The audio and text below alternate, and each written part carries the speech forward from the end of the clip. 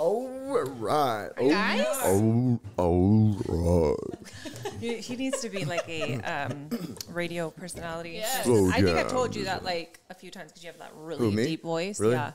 You've never told me that. I thought I did. Oh my God, that's such a compliment. Yeah, you should totally be on radio. Yes.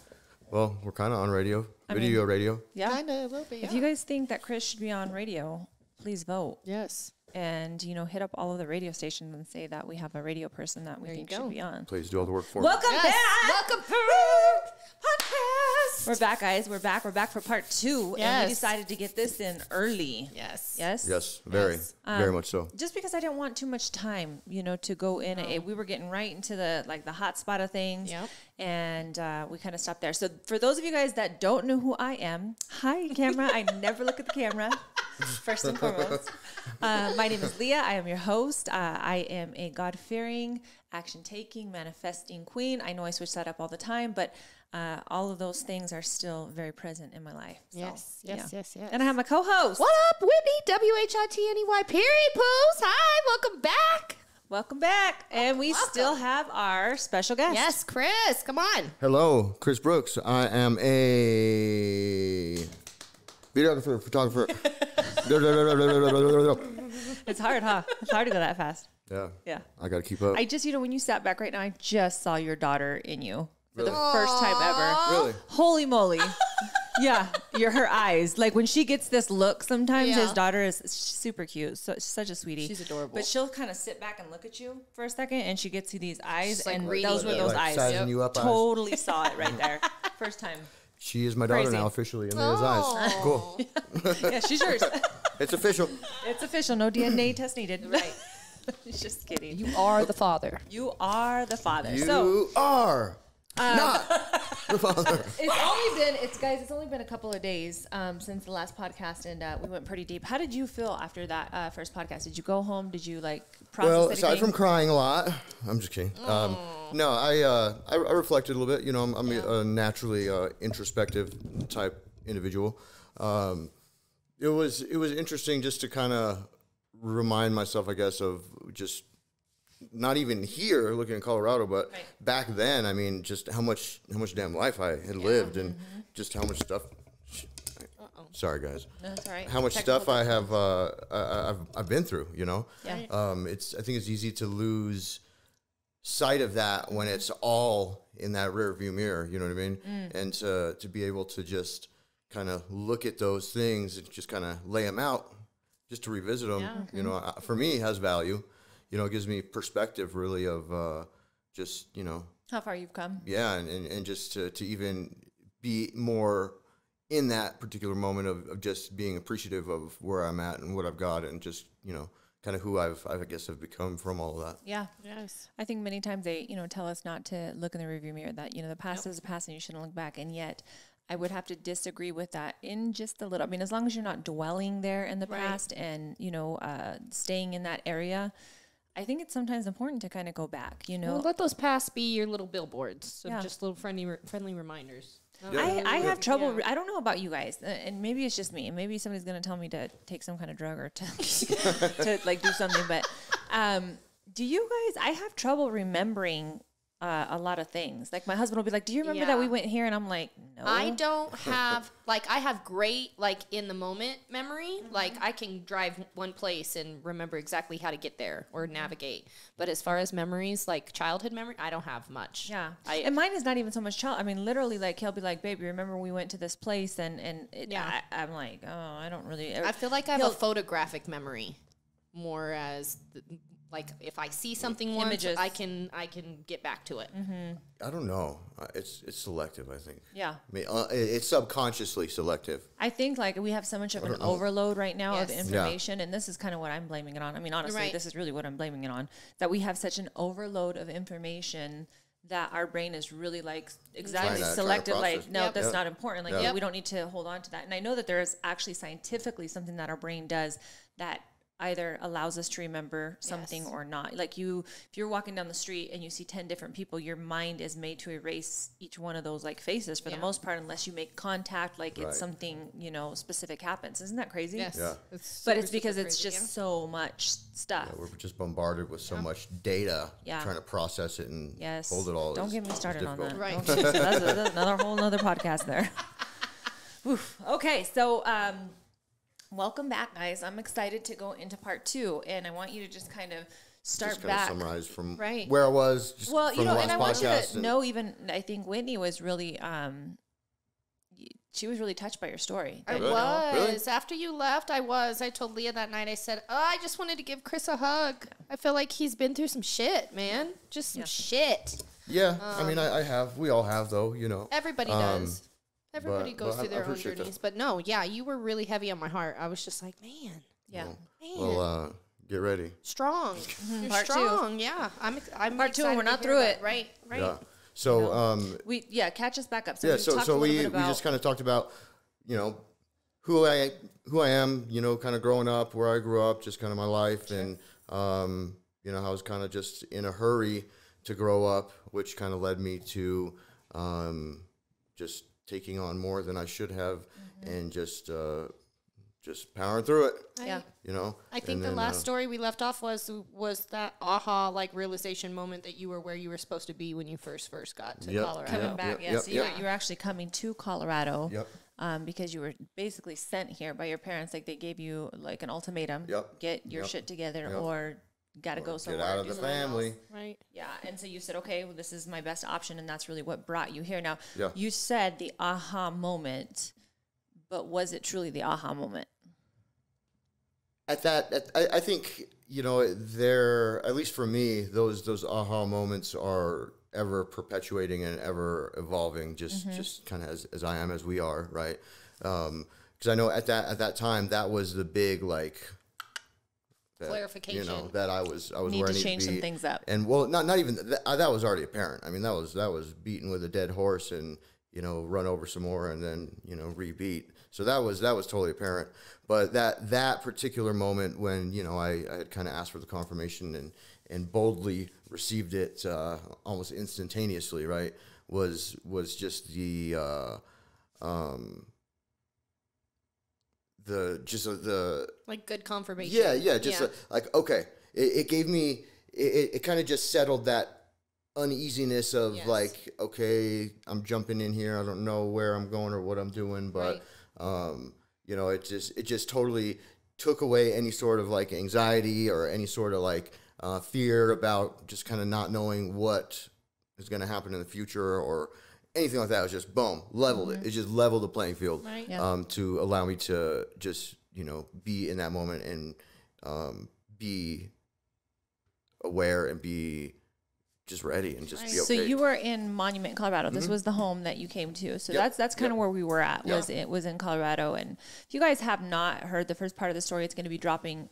Listen, it's intense, but it's also really, I think, empowering for others who have possibly gone down the same road of drug addiction and things of that nature. So.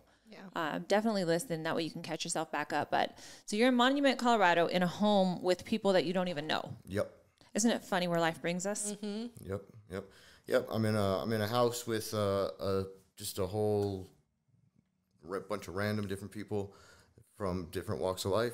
All drug addicts. Drug addicts, alcoholics, all chemically dependent. Right. Okay. We And could about how say. many people were in that house?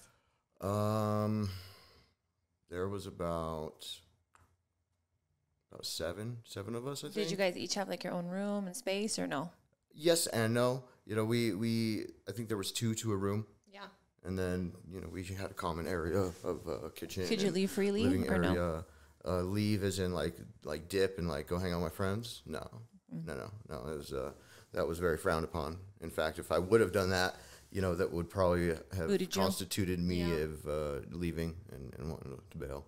So, I mean, I didn't even know anybody. I moved here and I came here knowing zero people at all.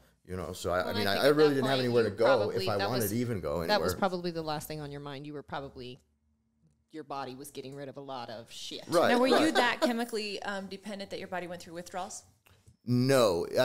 So the way it happened was really cool. You know, the one thing that is very fearful for a lot of people that are dependent on, you know, whether it's alcohol or opiates or anything that gives you that withdrawal is that withdrawal, right? Yeah. I mean, it's because it's so painful. I mean, it makes you want to just feel like you feel like you're dying already, and it makes you just want to just not be there, and it makes you want to die. Yes. I mean, it's horrible. I can't even put it into words. Almost, it's so bad. So the way that I came here, so I went. So in New Mexico, I went to a detox facility, and I was there for like a week, and that's where That process. all of that, Happened. you know, preventing me from going through, you know, crazy withdrawal. So Right. when I got here, So do they wean you off, or right, do they do? Yeah. So when I got here, I was already cleared of that. So I was just fresh, and you know, Clean. yeah. You know, and it was cool. It was Yeah. really cool. So then the next process was all. I mean, what did they do for you at this clinic? Like what, you know, this home, what was the? So the way it was set up was there was a day. It was almost like I was going to school during the day, and then in the evening time we would go to like a meeting, or we would have some sort of group Sessions. group session where we would kind of talk about our days, or we would go through things. But for the most part, we had curriculum that was in the morning. So it was like, let's just say 8 to 5, Right. you know, and then we'd get home, we'd have some food, have some dinner, have some time to kick back and relax. And then from 7 to 9, you know, we would do something, and then we'd close the day and crash out and start all over. And did you have to sign up for a certain time period to be in that like, or is it just when you were ready to go? Or how did everybody just went. You know, we were supposed to be there at a certain time every day. Make you accountable. Yeah. But I'm saying, like, does each individual have their own, like, hey, this is a 30-day program, or is it? It's based off of each person and their own treatment plan. Gotcha. It's specialized to each person. So Cool. Okay, so how long were you in? I was in there for, I think, like 90 days. Okay, 3 months. Or no. It was way longer than that. It was 6 months. Really? 6, 7 months. Yeah. Wow. And your parents paid for all of that? Yeah. Wow. Yeah. My dad actually pulled some cash out of his 401k to do it for me, which, you know, is super, super appreciative, especially now looking back on all of it and seeing it all. Yeah, that they cared that much to make that happen. Usually your insurance is what pays for that kind of stuff. Right. But, you know, I didn't have any insurance. I didn't have any anything. So they were able to do that. And because my mom had the connections that she had in the recovery community already, she was able to, you know, have somebody come to go to bat for me and work with me and give me a super, super huge discount. Super huge. I mean, I only paid, I think, half of what people normally pay, which is still a pretty heavy chunk. But I mean, you know, they really said, okay, we'll give him a chance and we'll do this. See if he's ready. Did you have any lapses while you were in there, or no? Nope. No, that's good. Nope. So what was it that made you stay so long?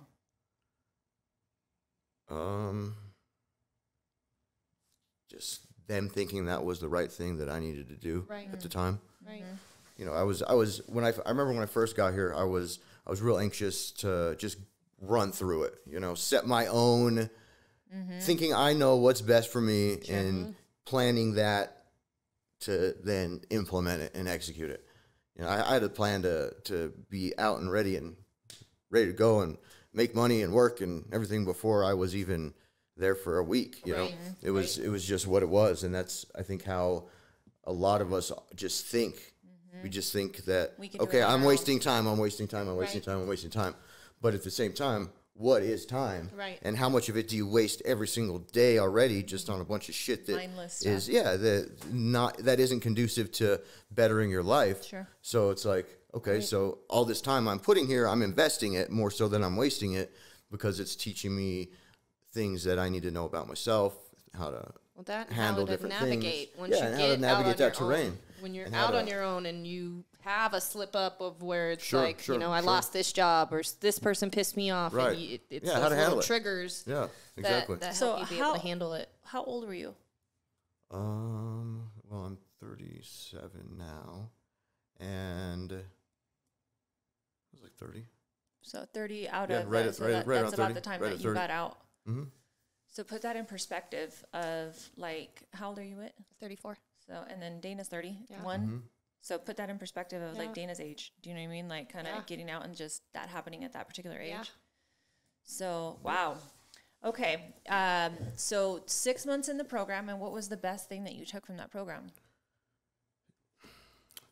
I took a lot from that. So I mean, the best thing I took from it, I mean, I would have to even think because there's so much. Just the still of mind. How to achieve still of mind without utilizing external. How to achieve still of mind Yes. without external stimulus. Wow. Right. You know, and that's huge for me even now. But people still that. Whether they're drug addicts or not drug addicts, they're this, they're that. Going. That mind, they don't know how to turn it off. Right. And so many people are still trying to achieve Just that, peace. that high and go to these things just for, the experience of that high. Yeah. It's crazy. Yeah. Finding inner peace and understanding where it comes from and how to go there and how to get it and how to keep it. Right. Not lose sight of it. Yes. Yeah. Okay, so what happens when you get out? I get out. I get a job. I work for Comcast for a while, and doing what I just know how to do good, which was selling people stuff, sales retention, call center stuff that I had done prior. So got in real easy, got in real quick. And no desire to go back to New Mexico at this time? No, because at that point, I mean, there wasn't really much there for me. Right. I had burned a lot of bridges. I had, I still had friends. I still have friends there, and I visit them. They visit me. Like my buddy Dex came up here. Shout out my buddy Dex. Yeah. He was one person who, through all of it, had always, had that belief that I get through it, and always supported me in that. I mean, in fact, he has visited me. I mean, I don't know how many times, like 10, 15 times. Here in Colorado? Yeah. When everybody else aside from my family, which they've only even been up here a few times. Yeah. I mean, he's been up here a shit ton, so that's super cool. Yeah. But yeah, I started working, and I didn't really have much. I mean, I got from the program that I was in. I then found a place to live. Right. With somebody? No, by myself. Like an apartment type deal? Or? Yeah, completely by myself. And that was the first time I actually had lived alone before. How was that? Oh, it was amazing. I loved it. I loved it. There's certain pieces of it that I didn't love. That the just kind of some of the lonely aspects of it. Course. But I'm okay being alone. Right. I wasn't too lonely, and I just was there for a reason. And I still didn't know what that reason was. I mean, I was out of this program. I was out of all this stuff. And now I have. So you were able to get a place on your own, like somebody gave you an opportunity or a chance, or Yeah, the lady. There was a lady that was in the program, like the AA program, and she had a place where she rented. She had one of the houses that they break out into apartments. Okay. Rented that. Okay. Yeah. So I started in a little studio of hers, and then I moved into a bigger, like 1-bedroom full apartment. I mean, I didn't have anything, so I didn't really need any room at that point. And what are you doing in your spare time when you're not working? In my spare time, I'm just going to like meetings. Keeping yourself in it. Yeah, That's good. Keeping myself in it, and then I was looking at just exploring what do I enjoy anymore. Like, what do you like? Yeah, what do I like? Yeah. I previous was real into music, playing and recording music, stuff like that. So I got back into that pretty heavy. I had this idea a long time ago about being a photographer, that I had never explored. I just always thought it'd be good. So I looked at that, and I was, I forget where the exact moment was or where it came from or from who, but I picked up a camera. I bought one off eBay. Bought a camera, and I started just going right into it. And it felt really natural to me. I mean, I'm already real technically inclined, right? You guys know that. Yes. So understanding just the settings, how they relate to each other, just the different things, it was boom, boom, boom. I mean, I fed it up. Picked it up quickly. Yeah. In my free time, aside from doing the stuff that, you know, I thought I needed to do to keep this path there, which at the time really was what I needed to do. I also just fed my mind. I fed my mind so much stuff. So anytime I was not occupied with doing something, you know, in that realm, Right. or like any alone time I had to myself, I was listening to audiobooks. I was listening to different like podcast type stuff.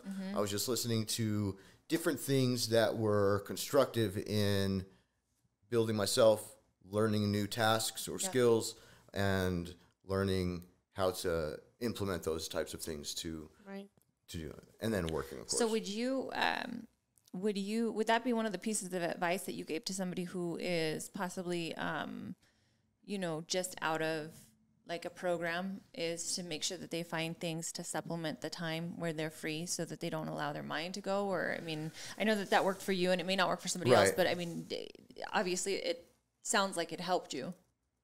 Well, what do they say, right? Idle hands are the devil's playpen. Yes. So, yeah, I mean, I suggest that to anybody Right. that's trying to change their life and is not satisfied with what they're doing with themselves. I suggest that to anybody, not just anybody who's coming off of, you know, drug addiction or alcohol addiction or addiction in general. I mean, because it's a highly powerful thing. Putting your consciously putting your time into doing things that have an end result, right? A lot of we all are, and I've been guilty of this, but we all sit on our phone so much, look through Facebook so much, do this, you know, just kill that time. Yeah.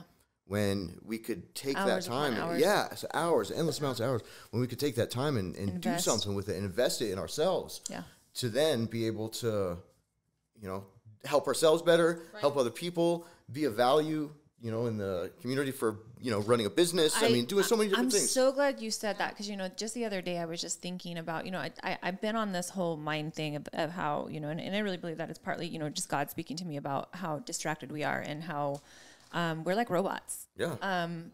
The things that we feed our mind and the amount of hours that we stay on the phones and that we're dead to the conscious world Right. is really sad. Like, we have a life to live where, you know, somebody that may not even have technology would love to live in our shoes or be, you know, have all of these things that are available, but yet we're stuck like this and we're missing, you know, everything around us. And, and I really believe that God has just stuck with me on that one particular message, just because it's a constant reminder for me when I am just on my phone for too long, or it could be just even in here that I have to like really like try to disconnect as much as I possibly can, as much as I possibly can, you know, because I just thought about it and I said, wow, like 3 years of your life can go by, and I wonder how much you spent looking down at your phone, and, you know, like how much time could you have had to just do those things, invest, go meet people, get out, you know, have relationships. And yet we're just so involved in what everybody else around us is doing. Right. You know, it's really sad. Yeah. Distraction is a huge killer of dreams. I mean, it really is. I mean, it even goes so far as to prevent you from thinking about even having them. Yeah. Yeah. Comparison, you know, how easy it is to start comparing ourselves to what we see. And I read something today that said, stop trying to be better. And, you know, you're like, what? What? Like, what do you mean I'm trying? Yeah. I am the best. Well, no, it said instead start trying to be different. Right. Yeah. You know, be different than trying to be better, because that's actually what will make you better, is just being different Yeah. in everything. So it's just one thing that really, really stood with me, is just because I am my own worst enemy. I am. Yeah. Like, don't get me wrong. I fell into We traps all of are, I think, comparisons you know. and things like that. But when I say I'm my own worst enemy, it means that, like, I will drive myself to work myself crazy. Right. Like, I push myself to extreme levels of working, you know, of like being this workaholic, and I have to figure that out of me, you know, I get so. it. And that's, you know, back to kind of earlier piece of my story, that was what the drugs did for me is help me do that better. Yeah. At some point, Yeah. you know, it allowed me to just push harder and push harder and push harder. You know, whether I was physically more exhausted faster. or you know I was tired. I always had a solution for that. Right. Okay, so you're working at Comcast. You have your own place now, and so what changes? What happens? Well, Comcast, it was good money. Yeah. But it was not fulfilling work. And for whatever reason, coming out of all of this shit that I've been through, I had the idea that, you know what, I'm going to be happy doing what I want to do for my life, work included, because why not? Right. Like, why? I don't have to live in the mold of what having a job looks like. You know, being Regular 9 to successful. 5, right. It's like here I am perpetuating the same bullshit that got me here in the first place. I mean, it was a good stepping stone, and it was necessary. I mean, I couldn't just not work, not having any idea what I wanted to really do with myself, not knowing anything, just exist. So how long were you at Comcast? I was there for like 2.5 years. Okay, maybe so 3 now you're years, I about think. 32. No, you're what? Yeah, because you said 30 when you Yeah. got out. So you're about what, 30. 32, 33? Yeah, Something like that. yeah. Okay. So in sometime in the course of all of that, I had met somebody, and you know I embarked upon a new relationship. She knew all about my past, knew about everything happened with me. I'm pretty straightforward and pretty transparent with people, and I moved in with her at some point. I don't even remember Gave up what your point spot. it was. Yeah, yeah. I moved in with her, and then we made the decision to have a child. Just like we want to have a baby. Like that's just it felt good. Yeah, Okay. yeah. Because I mean, I had always imagined myself having a family of my own. I didn't know whether it was going to be super big or super small, but definitely so. I mean, I found value there, and rewind several years earlier to when I had first moved out of my house for that one girl.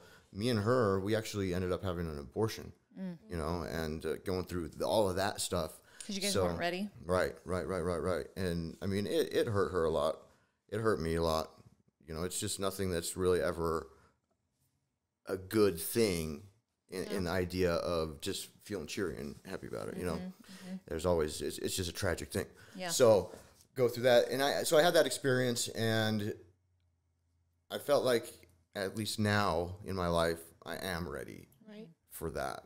I mean, I've experienced this. So whole, what you weren't working at the time? I was. You were? Yeah, Okay, I was so still, you I was quit. still working at Comcast. Okay, so during Comcast is when you met your My now wife. now wife. Right. And during this time that you're working, you decide that you want to have a baby, but also during this time that you want to have a baby, you decide that you want to stop working. Yes and no. Okay. So during all that time, so I guess it's probably good to mention that I found that what I wanted to do was creative.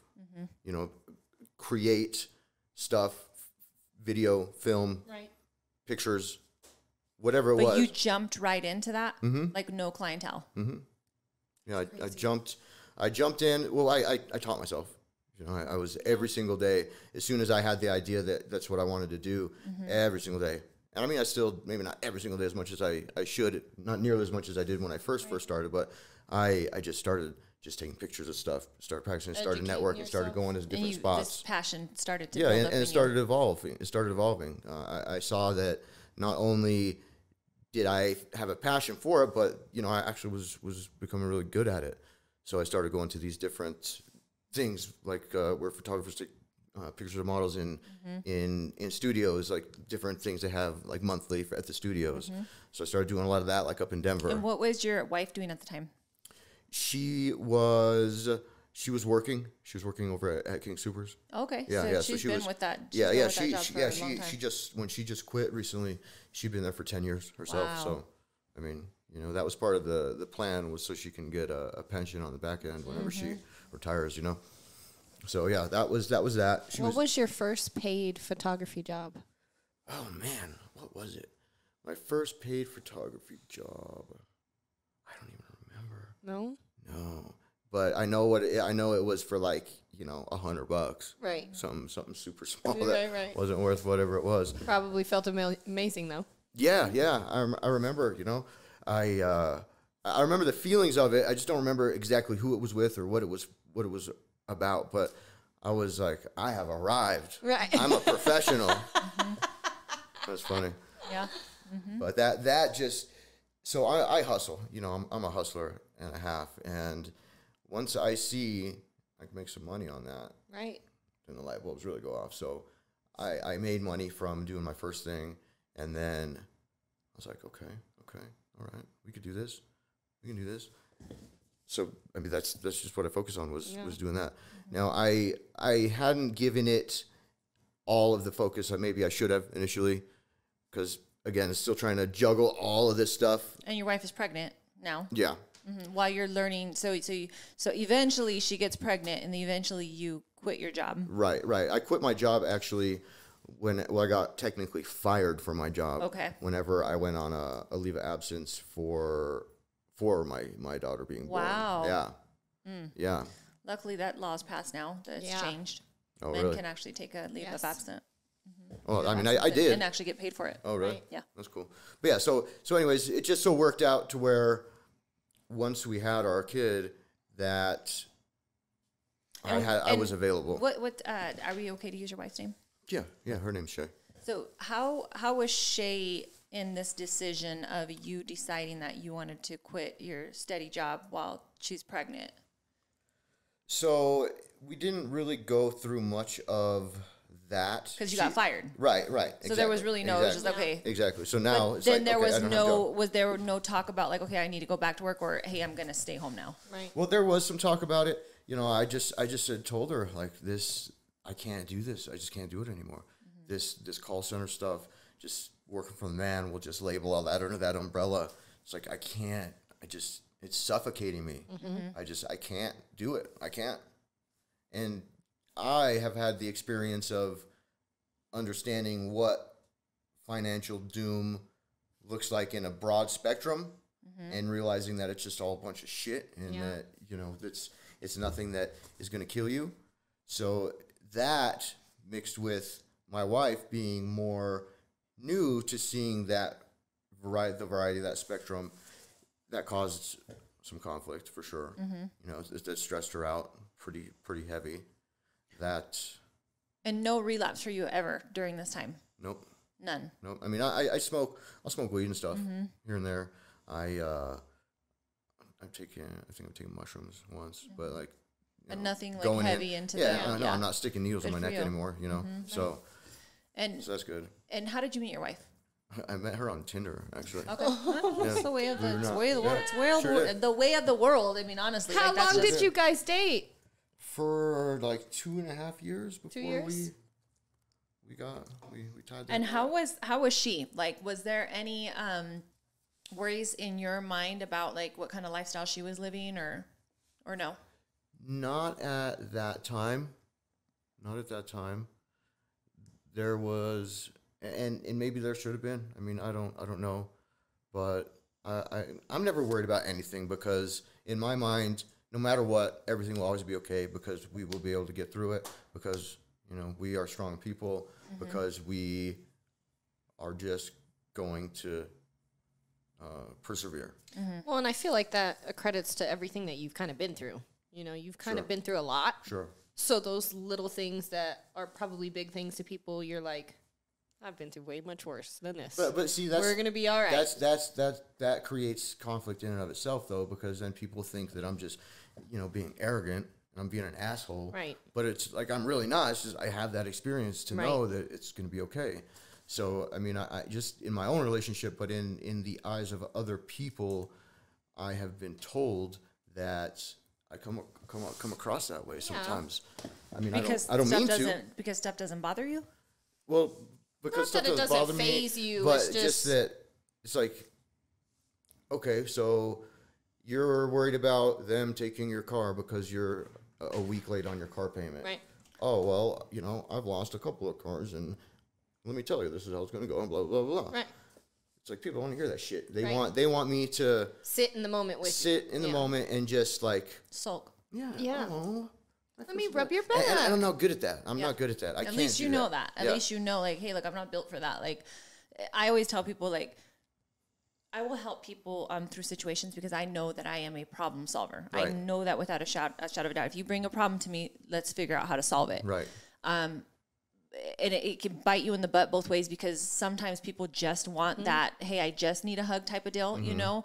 And I take that back even biblically when, you know, they said that Job was going through all the mess that he was going through and was being tested in every single way of his life, lost everything in his life, you know, and his friends came around and it says that they just sat with him. They didn't even say anything. They just sat with him, which I thought was so profound because that's what he needed at that particular point in his life was not somebody to tell him this is what you need to do. And I happen to be the person that says this is what you need to do. Right. You're here, so let's get you here. And I think I've learned to I've tried to learn to sit in that portion just like okay, where I ask people, who do you need right now? Do you need advice? Do you need a friend? Do you need to vent? You know what I mean? Right. Who do you need right now? Yeah. And having that beforehand set of options. Here you go. Here's the options laid upon you. Right. I think is where probably my biggest opportunity is because I'm a problem solver. I look to solutions. It's because y'all are Capricorn, so just shut up. That's what we do. I mean, sorry, but not sorry at the same time. But it's the truth, though. You guys are. You're problem solvers, and you guys don't sit and sulk. There's just no. I mean, I there's just don't know what it achieves. There's not a goal. Yeah, there's not a goal for it. Yeah. At all. But, now me, I'm a Scorpio. But I can. We like I to can. sulk. I mean, We do. It's self-soothing. You are Scorpio. Yes, So's my wife. It's self-soothing.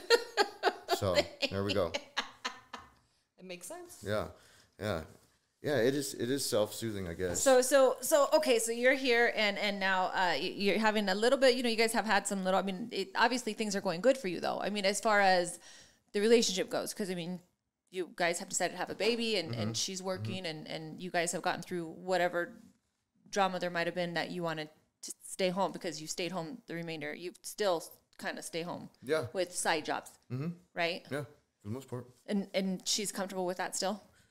I don't know if she's comfortable with it. I think so. So with her, she's highly creative, highly artistic. Like she's an amazing, like one of the most amazing artists I've ever seen in my life. And she's also tattoos, you know what I mean? So she wasn't tattooing when I met her. She wasn't doing all this stuff that she's passionate about when I first met her. And I just didn't understand why. So a lot of that is also is built into that is trying to instill, I guess, confidence really in her to follow those dreams and not be afraid to take that jump and not be afraid to, just despite everything, despite all the first world problems we have and everything else, like just do it. Right.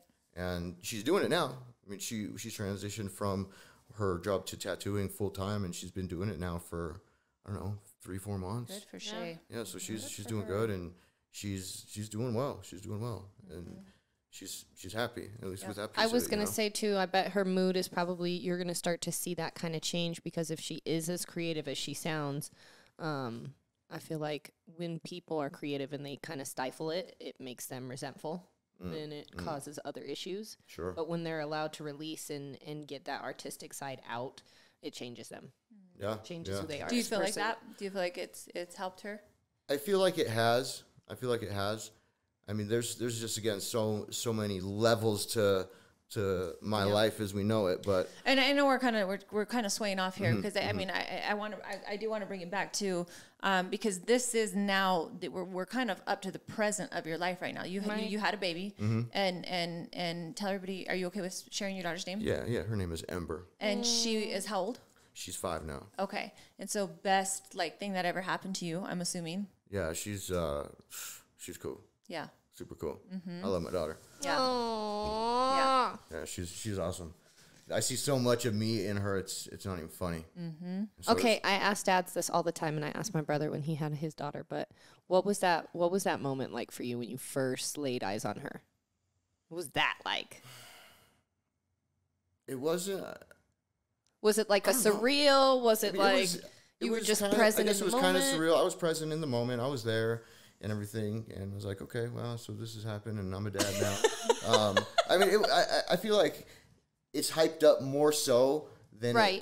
than the actual moment. At least for me, it was hyped up way higher in the perception of, oh my gosh, Right. that moment. Like Right. it's not that moment. I mean, that's an awesome and amazing moment, Right. and I captured that moment because Right. now I take With pictures the camera, yeah. So it was really cool, and it was, I guess, more surreal than anything Right. because I was just going through it and I was seeing it, and I seen and it with just- my it brother was. when he was bathing her. It like clicked and he started crying, and I was like, "Oh my god!" He just realized he was a dad just in that moment right there. I was like, Was "Oh." that was that at the hospital? Yeah. And see, I don't know if that was the moment that it clicked. Did it click for don't- you? It did. Yeah. It did. What happened? I don't remember the one that comes into my mind was, this is maybe the second night of her being there.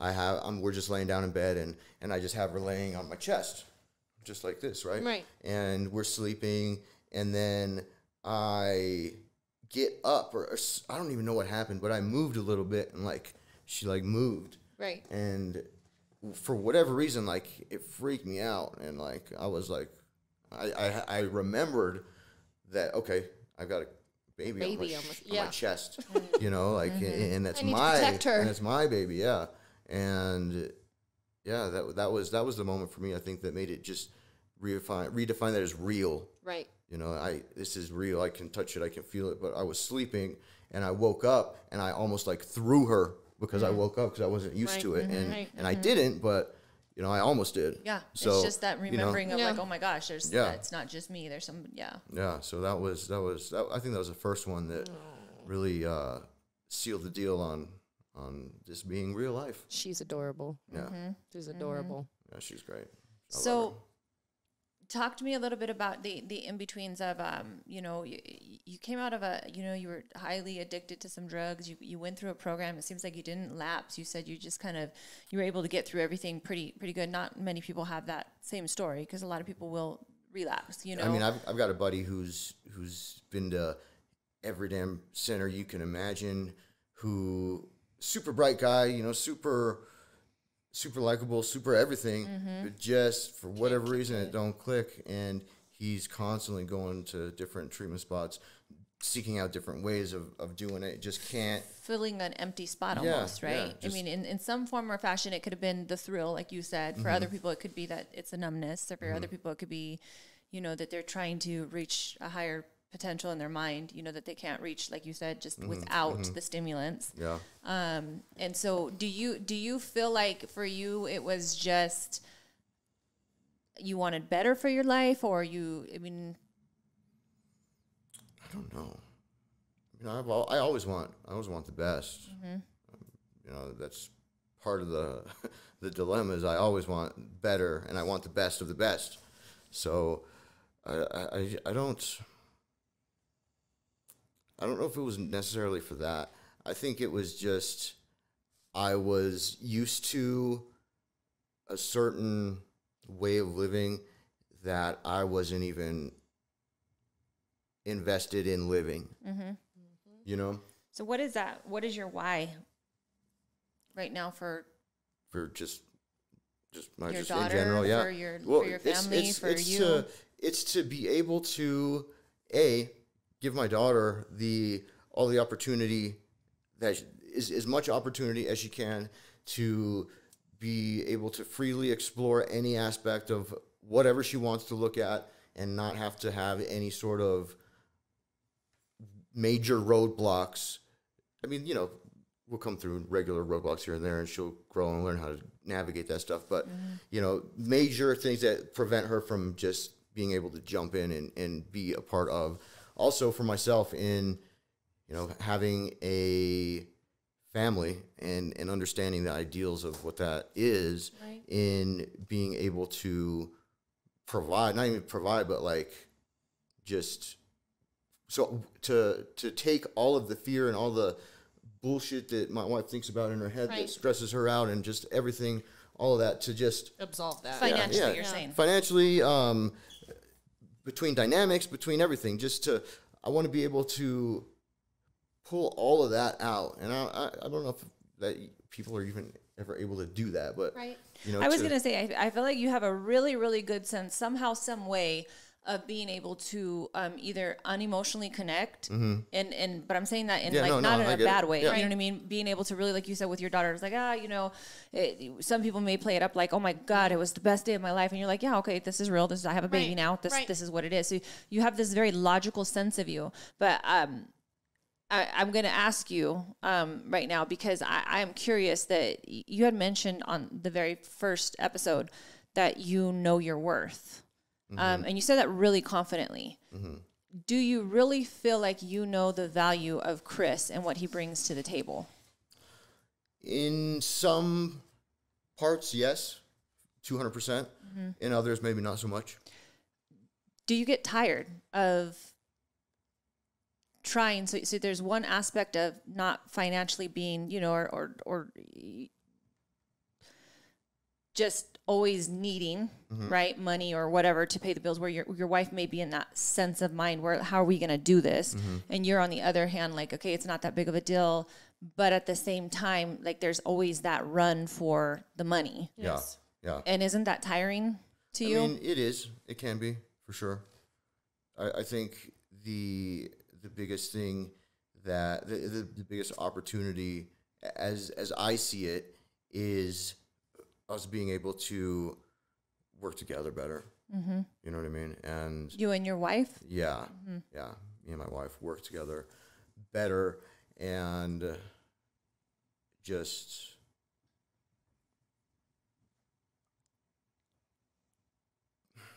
it's hard to even put in words because I don't want to say it wrong. I would say it sounds like it's just working together as a team, yeah, like more confidently in Sure, each other. Sure, yeah, exactly. You know what I mean? Like her being confident that, regardless of whether it's nonchalant or not, I'm going to figure it out. We're going to figure it out. We're going to get through this Finding together. a balance in Yes. that, Right. in between Yes. the not so like, oh my God, the world is falling apart. Right. To Right. the The not sky so is like, hey, nothing of this matters, because it does matter in Yeah, the end. You know, yeah. where you guys live, where you guys stay, Yeah, that you guys have. it matters, but it doesn't matter in the idea of it being something that can pull away from my level of being happy. Yes. You know what I mean? Yes. And I feel like a lot of times we allow these different things to take away from our happiness so easily. It's almost like we give it away. Yes. So are you happy?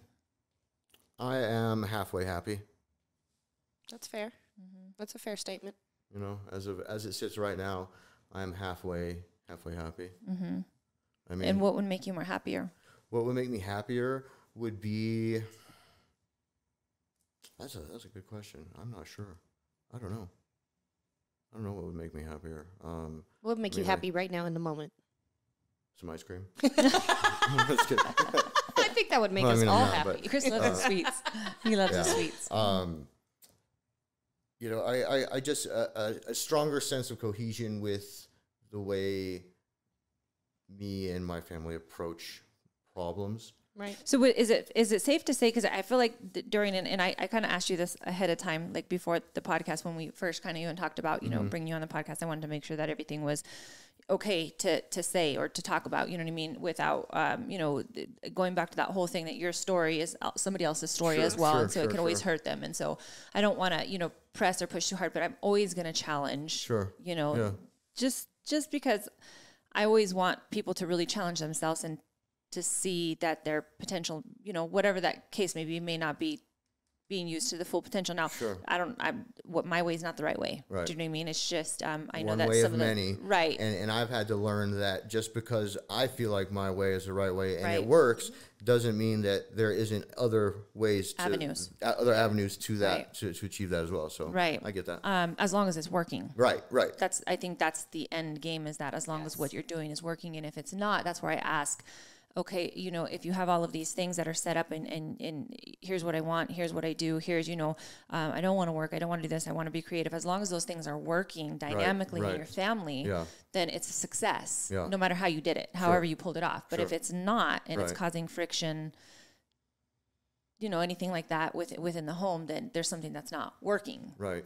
And so when I ask, are you happy? I guess I'm curious because it sounds like through the podcast that when we started talking about, you know, the dynamic, the relationship, talk to me about your relationship with your wife. Where is that at? Like what, you know, because I'm in a relationship of 20 plus years. You're in a relationship of 5 years. And it sounds like you guys are well, no, it's longer than that. It's been, because I knew for a couple years before we had our kids, so about almost 8 years now. And how has that marriage or her helped you, and how have you guys helped each other?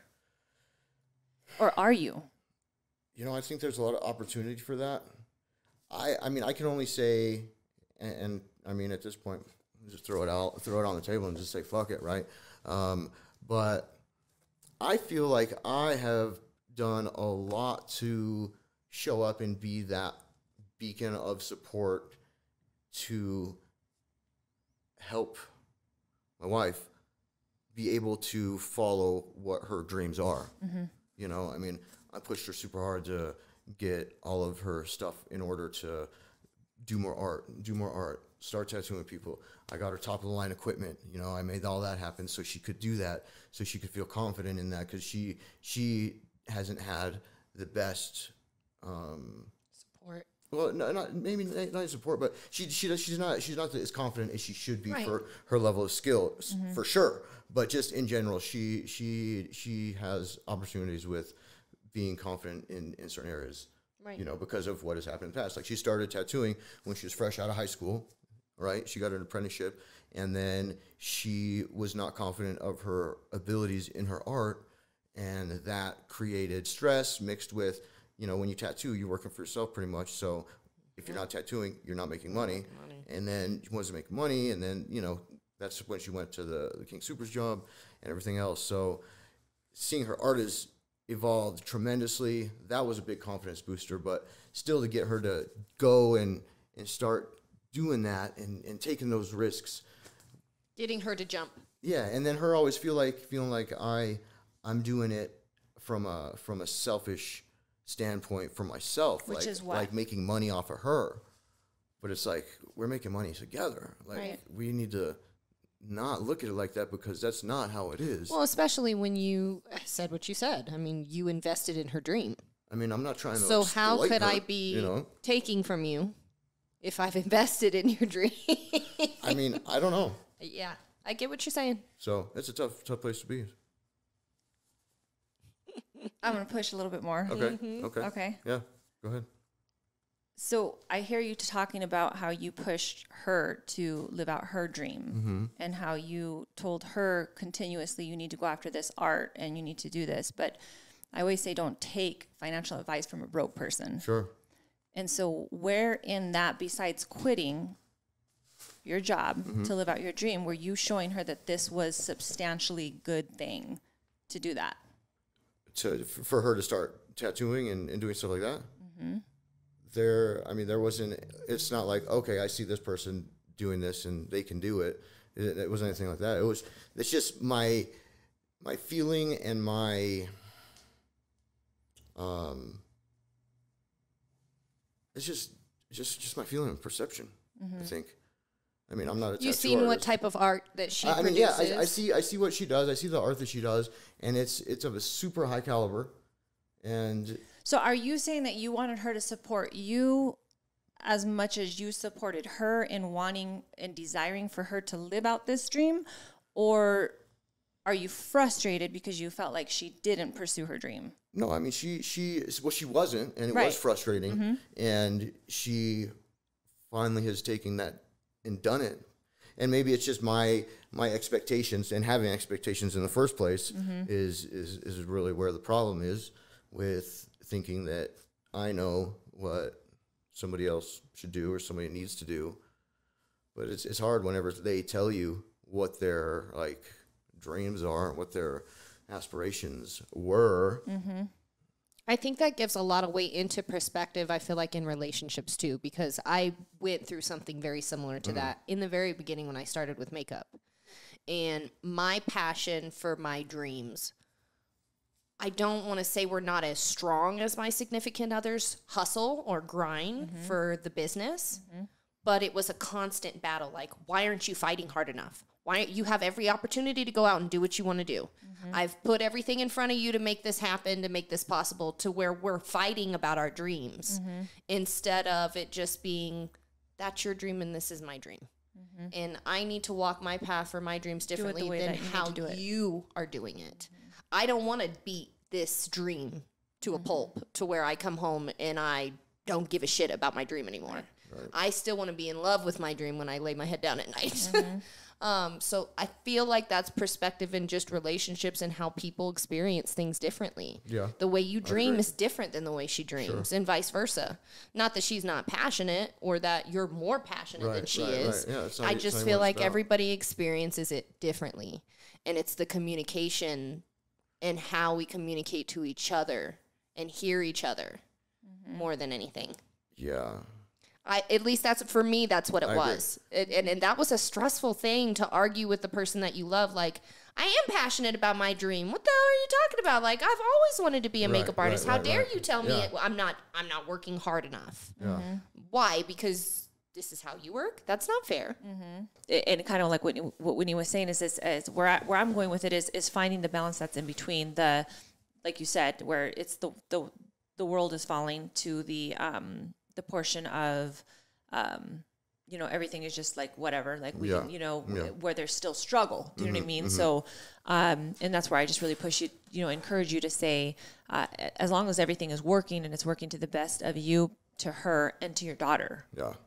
I think most importantly, her, then back. I mean, 100%. Like that's our, you know what I mean? That should be, for the most part, that is our, that's our legacy. Yeah. You know what I mean? That's the one thing that when we're long and gone, God willing, when we're long and gone, they'll still be living, and they're going to be taking after some of the characteristics that we showed them, was normal life and whatnot. And that little girl, like I told Chris, that little girl is the precious little freaking girl. She is curious about things. She likes to come over here and she likes to look at the horses, and she wants to go and look at the chickens, and she'll tell me, Miss Leah, I'm hungry. Can I have a sandwich, or, can I have some chips, or, whatever.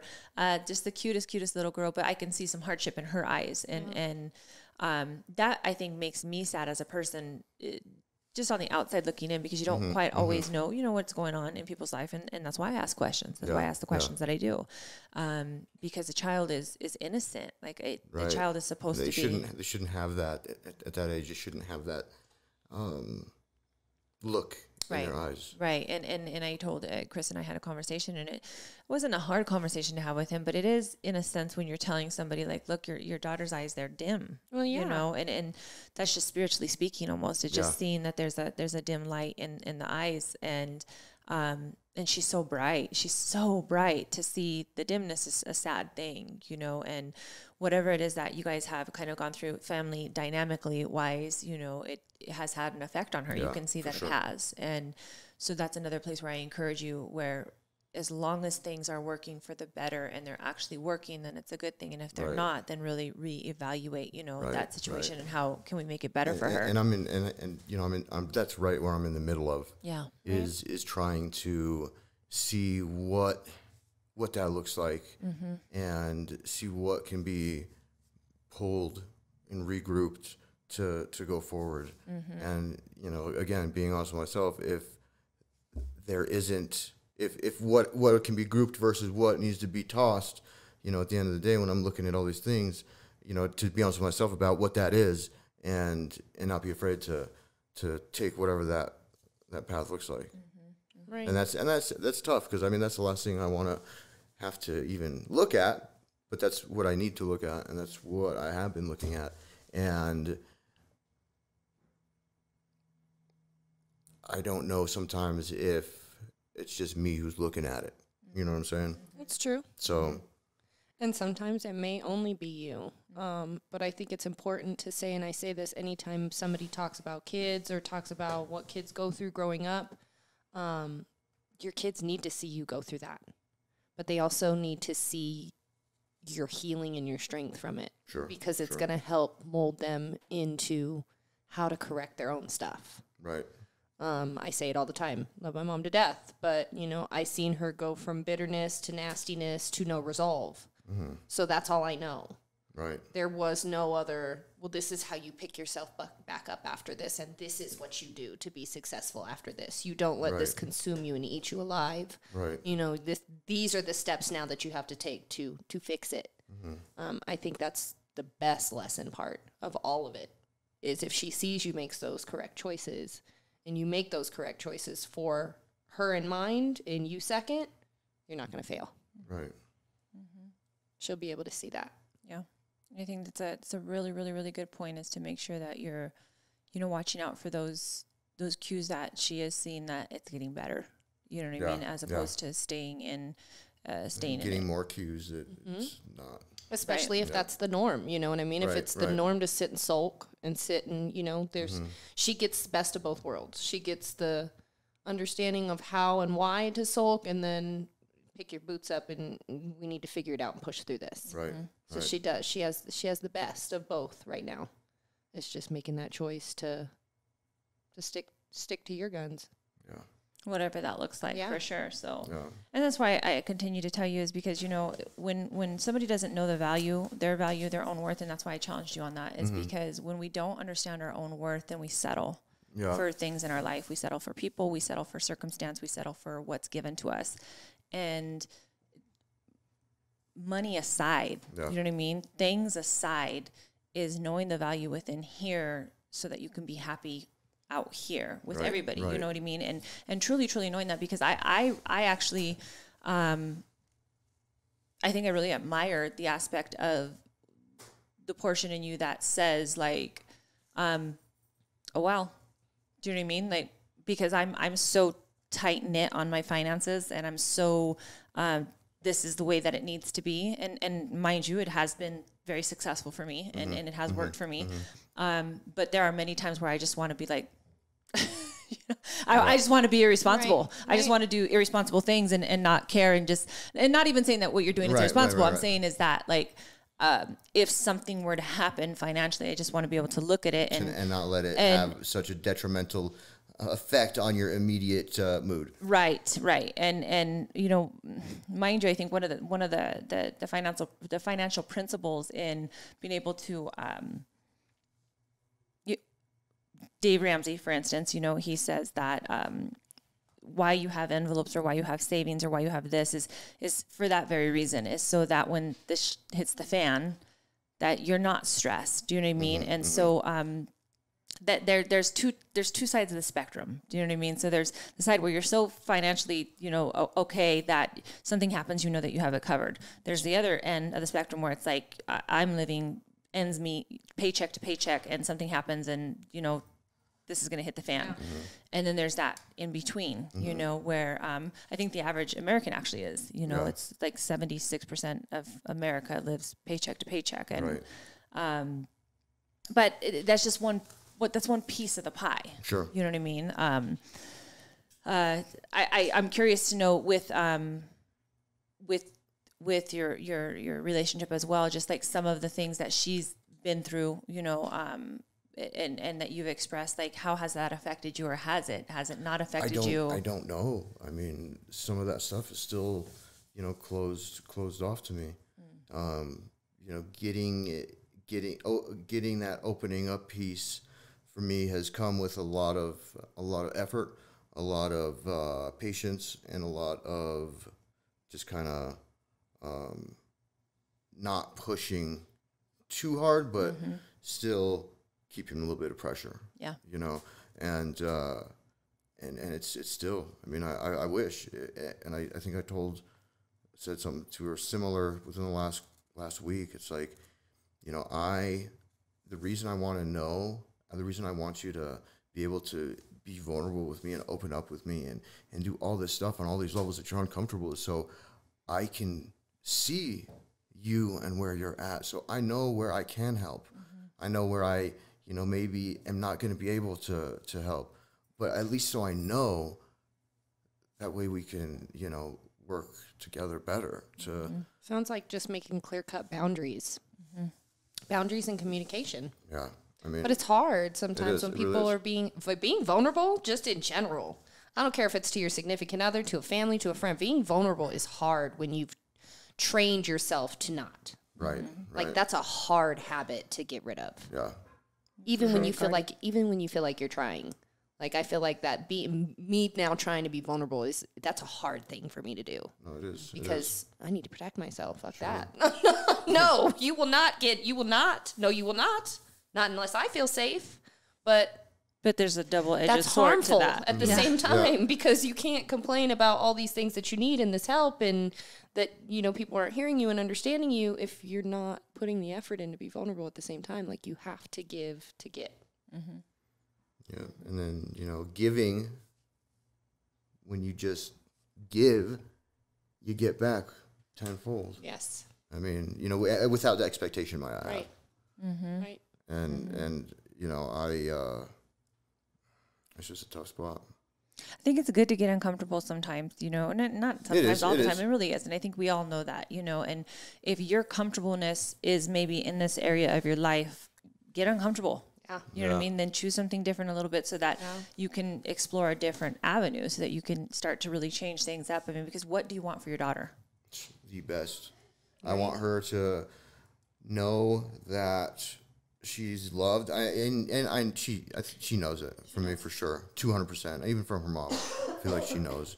That is a given. But I just want her to. I just want so many good things and so much good stuff for her, and some of it's even unrealistic. I know she's gonna have to go through her own trials and tribulations, and she's gonna have to navigate that. But I don't want her to ever be afraid to ask for help. I don't want her to ever be afraid and feel like she needs to hide something, like that something is so bad where she can't come to me with it, and I want her to always know that, she's going to be loved no matter, Regardless. She murders somebody. I mean, she does anything. Yes. Yeah. There's nothing that's ever going to change that, and there's nothing that can even come remotely close to even maybe think about changing it. I just want her to know that she's got it. Yeah. And she's got support. That's good stuff. Yeah. That's really good stuff. Yes. That's a huge reason why right there, Yeah. And I told you, I think that your utmost priority is your daughter. That's at least what I see in you, that you would put her first before you put yourself and before you put your wife even. And for a guy who used to be just selfish as hell, like super selfish, Yeah. and being where I am now, it's crazy to even look at that difference. Like I never thought in a million years I'd put anybody above myself. Hell no. About what I need and what I want, what I think, and all this kind of stuff, and me. But yeah, I mean, I do that always now. Yeah. I mean, without even thinking about it. Yep. Good stuff. Yes. So I guess I want to just ask you, I want to go through the fast 5 questions really quick. So this is the hot seat. Okay. And I want you just to answer as quickly as you possibly can, all 5 of these questions. All right. And we'll go from there. So my number 1 is going to be, what is your top 3 goals to conquer this year? This year, to have my business up and running, know exactly what that business is going to do, level down a little bit from all the different damn things I can do, and then to have some sort of stability in my personal life, whatever that looks like. Good stuff. That was 4. I mean, you named off 3 and then you added a 4. So that's really good. Yeah. That you knew exactly what you wanted. So really good stuff. What are you most afraid of?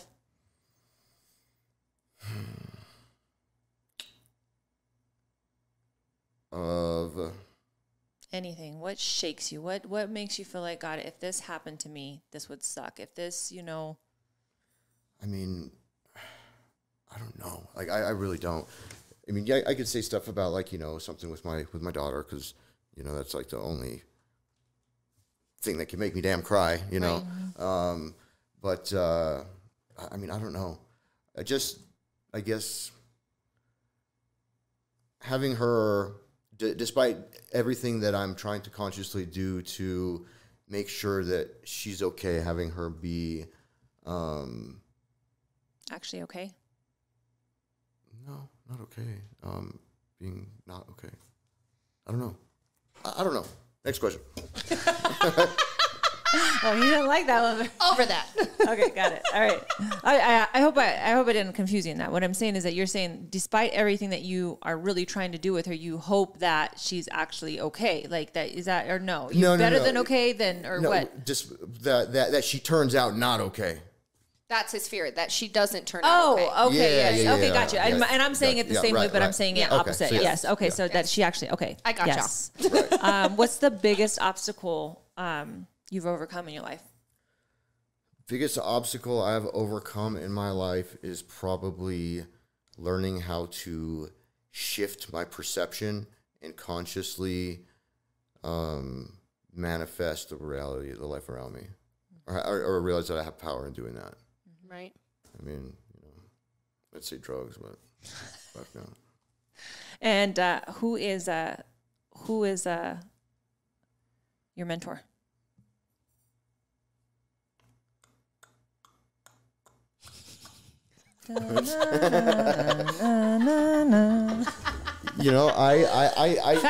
Fast, Chris. I need a solid, like, this is my go-to person. So, Yes. I received some, from people around me like you and a couple other folks, but, a dedicated individual is who I'm still seeking. So, Yeah. Okay. Well, That's fair. That's Yes. fair. And No, that could it's be, good. you could add that to your goal list. and really that needs to be put in there too. I need. Having a mentor is. I need that push, and that's something I need. Yeah. And I know I need that, and I'm not getting that right now. So Yeah. I don't want to. Somebody making you accountable. I have to, what I've realized is that for the longest time that I've either been stuck in, and not to say that, of course I've been moving in things. It's you can see it. You could see it, But when I used to do Zumba or get outside and do classes and I'd meet other people that way and I've stopped doing that. Like networking, not even in the business, I'm saying networking in life. Right. You know what I mean? And so one of my things this year is to do Toastmasters and just to get out there. First and foremost, one of the hardest things for me to do is to get in a room with people and that I don't know. That's a very difficult thing for me. Really? Yes, over and over it is. And so I have to continuously push myself in that aspect of getting uncomfortable because that makes me uncomfortable. It really does. Yeah. And so just going to the room, like the speaking and the speeches and stuff like that are a totally different side of things, which, I feel comfortable in many aspects, but I also don't, there's some things that I can learn about it to be, more professionally apt in it. But, that would be one. And then I'm wanting to take some writing courses as well because I write all the time and I can write well, but professionally writing or, to do things, that's another one of my things that is going to make me uncomfortable this year, but I want to do it. Love it. Well, I'm a good writer, and I don't mind at all being in groups of people I There don't you know. go. Yeah, that's good. See? Go. It's a good thing. Crazy. All right. Well, that's it. Thank you. Thank you. For sharing your story with us, with others. You never know who's going to listen. You never know who it's going to touch. You never know, what impact it's going to have. And I thought, after the conversation that we had, that we really needed to get you in here and just kind of hear who is Chris. Chris is always behind the scenes, and what has Chris' life been like? And it, even for you, it opened up a lot to see him a little bit differently and just to kind of, I think it gives you perspective, right? It does. 100% gives you perspective on somebody. Yes. Allows you to understand them a little bit more. Absolutely. Absolutely. Yeah. I loved it. Thank you for sharing with Ladies, us. Thank you. it's been real. It's been fun. It's been real. It hasn't been real fun. Real Bye, guys. See you next time. Can you hear it? Can you hear it? Can't see me dance now. Between the sheets. With Leah. Where's Leah? Where's Leah? Where's Leah? Where's Leah?